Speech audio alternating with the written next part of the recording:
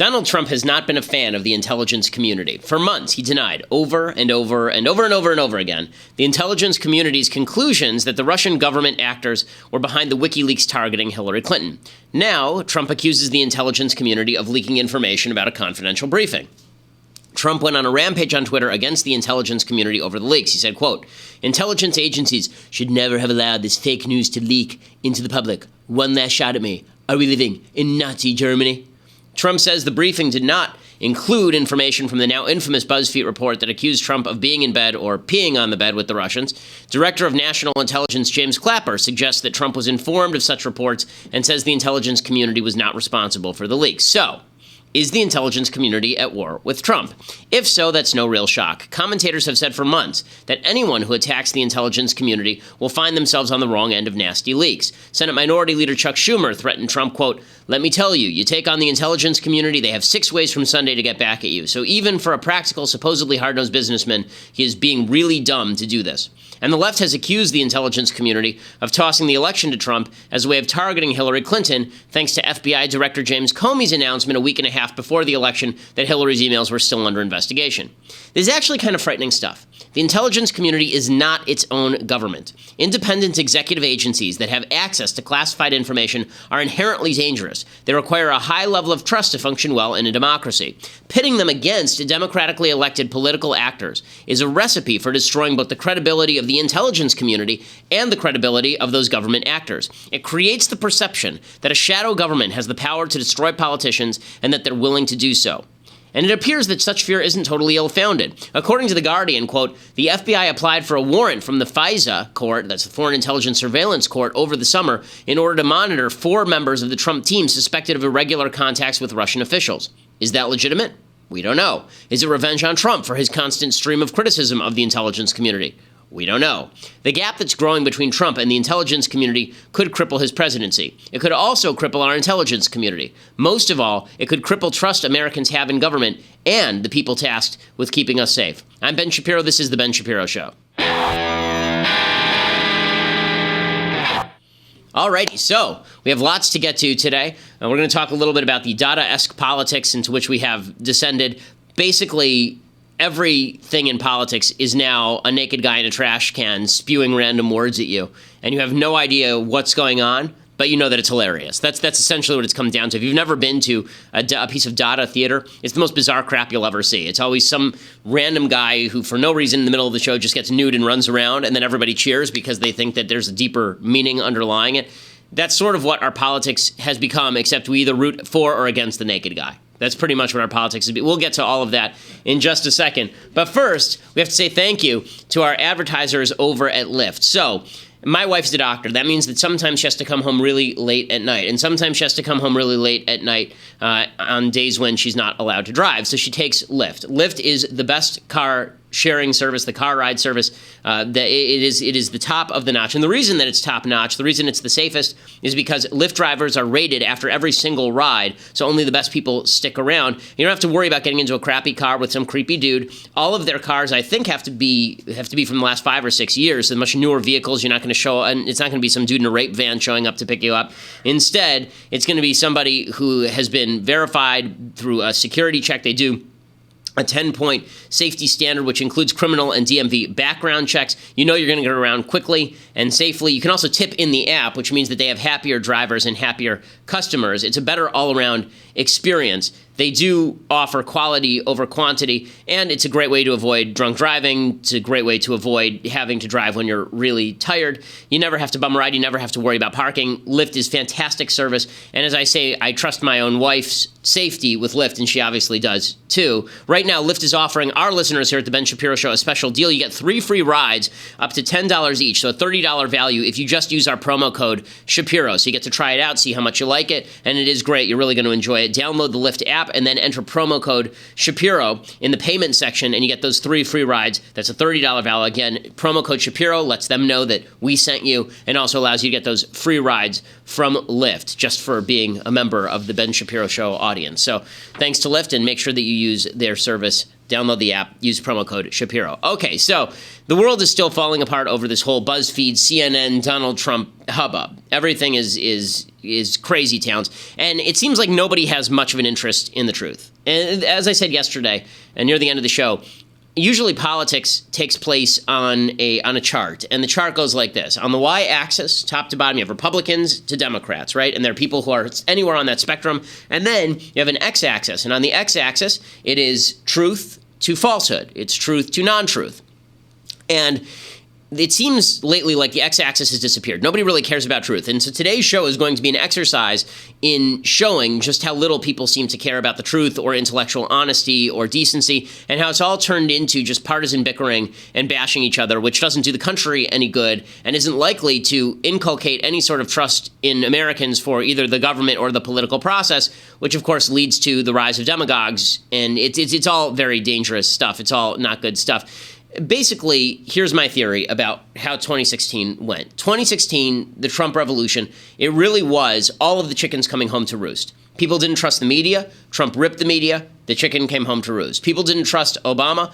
The chicken came home to roost in the form of Donald Trump. Lots of chickens coming home to roost. The problem is the left spent so long maintaining this facade that politics is decent while ripping away at the heart of politics, ripping away at truth and decency, lying routinely, ripping their opponents, but then putting this false facade of decency and smoothness on top, that eventually people said, screw it, we don't need the facade anymore. This whole thing is a joke. All the chickens have come home to roost at once. And what that means is that there are too many chickens in the coop now. The whole thing is going to explode. All the chickens are pecking at each other and eating each other, and there's not going to be any chicken left for supper because they're all going to cannibalize one another. And that's what we're watching right now. If it feels chaotic, it's because it is chaotic. So the media is cannibalizing itself. The politicians are cannibalizing each other. The media are cannibalizing the politicians. The politicians are cannibalizing the media. Now, normally, I really like conflict in politics because I think it keeps everybody honest. But what seems to be happening is because everybody has fallen into such partisan traps and refused to acknowledge any sort of truth at all, and even the notion of objective truth has gone away. Instead, what you have is chaos not in service of trying to get at the truth, but chaos for its own sake, chaos just for the team sport of it. So we begin today with BuzzFeed falling apart. So BuzzFeed obviously made a mockery of itself by releasing this 35-page memo that includes all of these ridiculous allegations against President-elect Trump. Everybody was ripping them up and down. Not everybody, actually. Nate Silver came out and defended them, which is odd because I don't remember Nate Silver defending other people who released unverified rumors years ago. But nonetheless, most of the media are very unhappy with BuzzFeed for having released this 35-page memo. And for good reason. If you're the media and you're out to get Trump, then BuzzFeed is the worst thing that ever happened, because BuzzFeed allowed Donald Trump to glom you all in with BuzzFeed. BuzzFeed allowed Donald Trump to play the media's awful card, and that's a very powerful card to play. And he's right. BuzzFeed was awful. So Chuck Todd over at NBC News, he had on Ben Smith of BuzzFeed, and he asked him some questions as to why exactly he had released what even Chuck Todd is calling fake news. When Chuck Todd is tearing apart BuzzFeed, and for good reason, you know that things are wild, right? When Chuck Todd is suddenly the guardian of truth and justice in the media, you know that things are going crazy. So there are really two questions for the media today, and they all come back to the same question. Does the media owe Donald Trump an apology? Does the media owe Donald Trump an apology? So there are two issues here. And the reason I ask that is because, as we'll see in a minute, there are a lot of people demanding that CNN apologize to Donald Trump. So there are two things that happened yesterday that are controversial. One is the CNN reporter accosting Trump at the press conference and yelling at him and Trump shutting him down. And the other thing is the actual CNN report. They owe an apology for the CNN report. So to give the background again, the CNN report claimed that intelligence community officials briefed Donald Trump, right? They briefed Donald Trump on these rumors that were going around regarding his relationship with Russia. They briefed President Obama about that also. That basically CNN reported that Trump received a summary of information contained in a series of memos that talked about his relationship with Russia. CNN says that Trump was informed of this. Trump denies that. Director of National Intelligence James Clapper, who was the one who supposedly gave the report, he released this statement today. He said, "We also discussed the private security company document, which was widely circulated in recent months among the media, members of Congress, and congressional staff even before the intelligence community became aware of it. I emphasize that this document is not a U.S. intel community product. I do not believe the leaks came from within the intelligence community." This is his phone call with Trump today. The intelligence community has not made any judgment that the information in the document is reliable. We did not rely upon it in any way for our conclusions. However, part of our obligation is to ensure that policymakers are provided with the fullest possible picture of any matters that might affect national security. So Clapper seems to be backing up the CNN report, right? That's what that last sentence means. Why else would he say it's our obligation to ensure policymakers are provided with the fullest possible picture? That means that we showed Trump the document, right? We talked to Trump about the document. Trump denies that. Okay, so the CNN report, at the very least, is disputed. It is not an openly false report, as opposed to the stuff that BuzzFeed released, which is completely unverified and unverifiable, as even BuzzFeed acknowledges. So that's question number 2. Does CNN have to apologize to Trump for that report? So we start with the first question. Should Donald Trump get an apology from a CNN reporter for this big blow-up yesterday in which Donald Trump shouted fake news at CNN? Here's what that blow-up looked like in case you missed it yesterday. It's a disgrace, and I think they ought to apologize to start with, Michael Cohen. Since you're attacking us, can you give us a question? Mr. President-elect. Go ahead. Mr. President-elect, since you are attacking our news organization, can you give us a chance? Your organization You are attacking our news organization. Your organization. Can you give us a chance to ask a question, sir? Go ahead. Sir, can you state, Mr. President-elect, go ahead. Can you state categorically, She's asking a question. Don't Mr. be rude. President-elect, can you give us a question? Don't be You're rude. attacking us. Can you give us a question? Don't be rude. Can you give us a question? I'm not going to give you a question. Can you state categorically? You are fake news. Sir, go ahead. Can you state categorically that nobody... No, Mr. President-elect, that's not appropriate. Okay, so this, of course, made all the rounds, and this made people very, very upset on the Trump side of the aisle. People were going crazy, saying CNN should apologize. Here's a congressperson who says that he wants Jim Acosta fired. That's the CNN reporter. This is Randy Weber from the 14th District in Texas. He says the CNN reporter who is disruptive to the press briefing and disrespectful to Trump should be fired and prohibited from any press briefings. And other people on the right have said this too. So here is Sean Spicer says also CNN should apologize for this reporter shouting at him. Here is the White House incoming press secretary. The office of President-elect of President of the United States deserves a level of respect. And having a reporter stand up and basically yell and scream and act as inappropriately and rude as he did is a disgrace. We're better than that. And he was an embarrassment to the press corps. Frankly, beyond the embarrassment that he caused to the President-elect, I think he's an embarrassment to the press corps. Because the rest of the press was behaving appropriately, raising their hand, asked to have questions asked. His network had already had a question answered. And I think he owes an apology not just to the President-elect, but to the entire press corps for his inappropriate behavior. Okay, and Sarah Palin put out a statement that was very similar, really going after this reporter from CNN and suggesting that these journalists ought to be slammed by Trump. It says, thank God, really literally, thank God we're not facing a third Obama term. If you caught President-elect Trump's first presser today, you saw it. Thank you for creating the movement that shook things up to get America on the right road. And then she says, these journalists, bad characters that they are, hurt our nation tremendously. They disrespect those who fought and died to protect America's freedom of the press. They spit on the graves of our veterans. We deem those reporters and their publications irrelevant now. Hope in this arena soars upon seeing a fearless leader take on injustice. Appreciation fills our heart when our new president exudes our collective red, white, and blue courage in the face of purveyors of yellow journalism. Press members have worked as a herd of lost, lazy little sheep. The herd is now decimated. And in interesting language. So she obviously is very thrilled with all that. And a lot of people are thrilled with Trump quashing this reporter, Jim Acosta. And a lot of people are very, very excited about all of this. Now, as I say, we'll get to sort of my response to all of this in a second. It's very frustrating to lack intellectual honesty. And let's be real about this. There's a lack of intellectual honesty. When the press was kissing Obama's ass, everybody on the right was very upset about it. But when Matthew Boyle of Breitbart asks a question like this to Donald Trump, nobody on the right seems particularly upset. Here's Matthew Boyle of Breitbart asking a question to Donald Trump. Can you the decision to publish fake news and all the problems that we've seen throughout the media over the course of the election? What reforms do you recommend for this industry here? Well, I don't recommend reforms. I recommend people that have some moral compass. I've been hearing more and more about a thing called fake news, and they're talking about people that go and say all sorts of things. But I will tell you, some of the media outlets that I deal with are fake news, more so than anybody. I could name them, but I won't bother. But you have few sitting right in front of us. Okay, so the right responds to all of this stuff with CNN and BuzzFeed.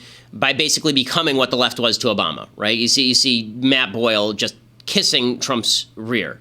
And again, we'll talk in a second about the hypocrisy that exists on the right. Then we'll get to the hypocrisy that exists on the left, which is truly astonishing. It really is. But first, we have to say thank you to another one of our advertisers, CISO. So CISO is the best comedy service that you will ever buy. So for $3.99 a month, you can get CISO. They have an endless supply of top shelf comedy. You're talking about all of the episodes of SNL, including back when it was actually really good. The Tonight Show starring Fallon, with Late Night with Seth Meyers. They have all this commercial free. They have classics like 30 Rock and Parks and Rec. They even have Saved by the Bell episodes, no commercials for any of this stuff. They have all the British comedies, the original Office, the Monty Python catalog, and they have a bunch of original series as well. They have a lot of stand-up. Louis C.K., who's a leftist but really, really funny. They have all of his stand-up comedy, the Hannibal Buress. They have a bunch of people who are really top-notch comedians. They have all of their specials available for $3.99 a month. If you're in love with comedy, you're not going to do any better than CISO. My wife and I are fans of they have a show called Harmon Quest, which is pretty funny. It's written by Dan Harmon, the guy who's behind Community,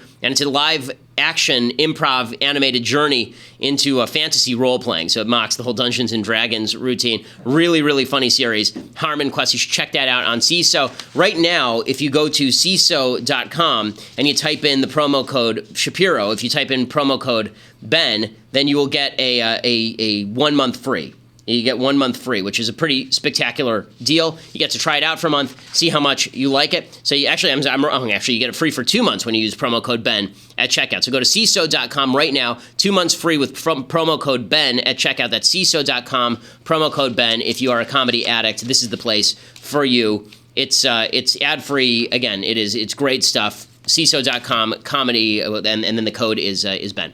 All right, so I would like to just remind the right, but before they go completely nuts over this Jim Acosta routine where he said something to a reporter and they say it's so great that Trump quashed it. Flashback, this is Neil Monroe. Neil Monroe is a reporter for the Daily Caller, or was a reporter for the Daily Caller, and this is him at a press conference Barack Obama was holding back in 2013. Driven, patriotic young people. It is the right thing to do. Excuse me, sir. It's not time for questions, sir. Not while I'm speaking. So that was Neil Monroe jumping in while Obama was talking and asking him a question as to why he was treating illegal immigrants better than American citizens. Tucker Carlson, who was kind of egging Sean Spicer along, calling for an apology from Jim Acosta. I'm old enough to remember when Tucker Carlson defended his reporter Neil Monroe. In fact, he went ahead and he said that Neil Monroe was doing a service at the time. He said, quote, "This is what reporters are supposed to do. They're supposed to get their questions answered. It's hard to know what's wrong with asking the president a question." So now the shoe's on the other foot, and of course, nobody cares about the truth, so we all have to pretend that something great and glorious happened here, as opposed to the CNN reporter asked a question, Trump ignored him. Trump has every right to do that. The reporter has every right to badger Trump. I like the adversarial relationship. I think it's actually something that's kind of good. Okay, so that's how the right responded. The left responded with similarly absurd, ridiculous hypocrisy. So here's how the left responded to all this. So Trevor Noah, the least funny person in America. He and Amy Schumer have been, and Lena Dunham have been, a three-way running gun battle for that title, the least funny person in the United States. Trevor Noah from Comedy Central, he says that this was a frightening moment, that this moment at the press conference where Trump steamrolled Jim Acosta, that was a frightening moment. You know what, honestly, that was one of the most frightening moments of today's presser for me. Because in America, the press is supposed to be a check on the president, not the other way around. And you realize this is essentially the first step in the authoritarian tango. That's what you do. You shut down one news organization by alleging that it's all fake. That's your move, right? And then if you get away with it, you can shut down another news network. And then you can shut down another news network, shut down another news network, shut them down, until all that's left is breaking news. Has President Trump been working out?